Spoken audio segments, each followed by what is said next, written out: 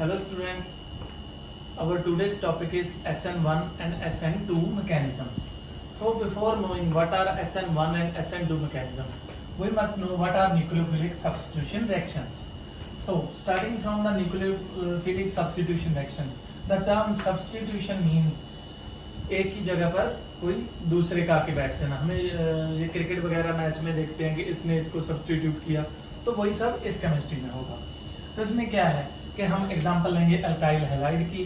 तो alkyl halide का structure कुछ ऐसा होता है। तो जो ये हैलाइड होता है, this is much more electronegative than this carbon atom, so that's why it acquires some partial negative charge and this acquires some partial positive charge. Due to this partial positive charge, it is made more susceptible to attack by the nucleophiles. तो हम देखते हैं क्या होता है आगे। Nucleophile जो है अल्काइल हैलाइड पर अटैक करता है, और जो ये हैलोजन एटम है ये इससे कम इलेक्ट्रोनेगेटिव होता है, तो इस वजह से ये अपने बॉन्ड पेयर के साथ इससे बाहर निकल जाता है और न्यूक्लियोफाइल का उसके साथ बॉन्ड बन जाता है। ठीक है, तो इसके बाद हम समझेंगे कि ये जो प्रोसेस होता है ये दो तरीके में होता है। एक तो SN1 मैकेनिज्म होता है और एक SN2 मैकेनिज्म होता है।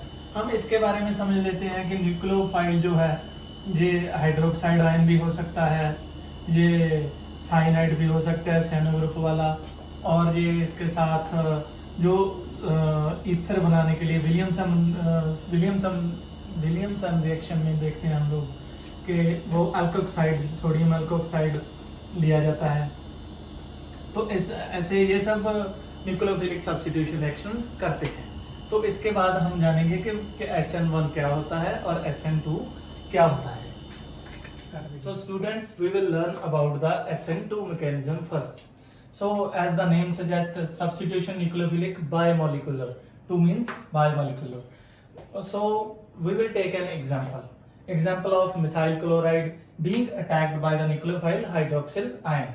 So when they attack, it forms a transition state. The transition state is that the OH molecule approaches and the Cl atom goes away. So in this stage, एक हाथ से तो Cl जो ion है वो निकल जाता है और OH आयन उसको अप्रोच करता है। तो इससे क्या होता है कि फाइनली Cl ये जो बॉन्ड है ये ब्रेक हो जाता है और ये बाहर चला जाता है, तो हमें ये एंड प्रोडक्ट ये मिलता है। तो इसमें खास बात ये है कि इसका रेट है जो वो इन दोनों रिएक्टेंट्स पर डिपेंड करता है।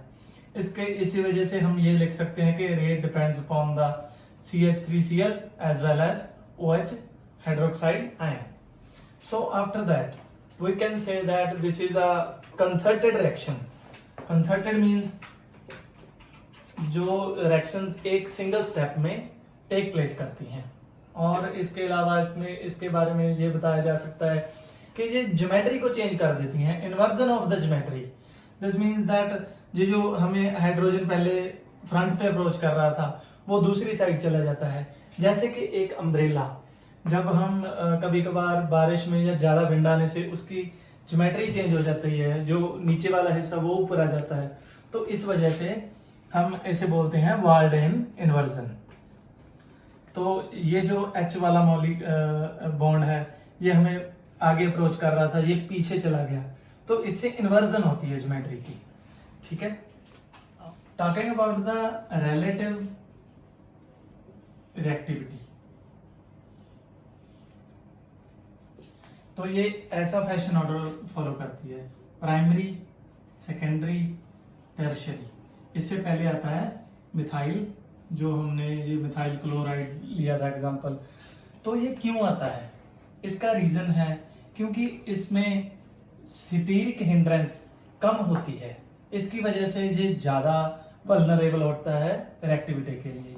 क्योंकि अगर हम लोग सपोज करें कि इस पर कोई और बल्कि ग्रुप्स, जैसे मिथाइल ग्रुप लग गया इस पर, इस साइड भी मिथाइल ग्रुप आ गया, इस साइड भी आ गया, तो ये इस साइड से तो ये कवर ही हो जाएगा, तो इससे अटैक पॉसिबल ही नहीं होगा। तो इसी वजह से क्या है कि ये जो रिएक्टिविटी का ये फैशन ऑर्डर फॉलो करता है। SN1 mechanism, it takes place in the 2 steps. The step first, for example, we take the example of tert butyl bromide. In the step 1, the bond between butyl and bromide, it breaks. It forms a intermediate carbocation. It is known as tert butyl carbocation. So what happens next?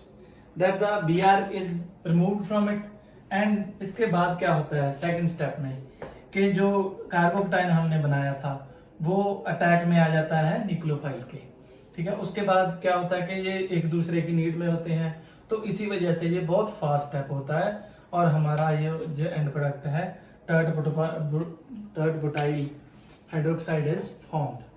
तो इसमें क्या होता है कि rate जो depend करता है वो डिपेंड करता है स्लो स्टेप पर। तो इसके लिए ये जो टर्ट बुटाइल ब्रोमाइड है ये इसी पर ही डिपेंड करता है इसका rate. It is a slow step, so rate is dependent upon the tert butyl bromide. So after that we know more stable will be the carbocation, more susceptible it will be to the reaction. So it follows the order of this reactivity.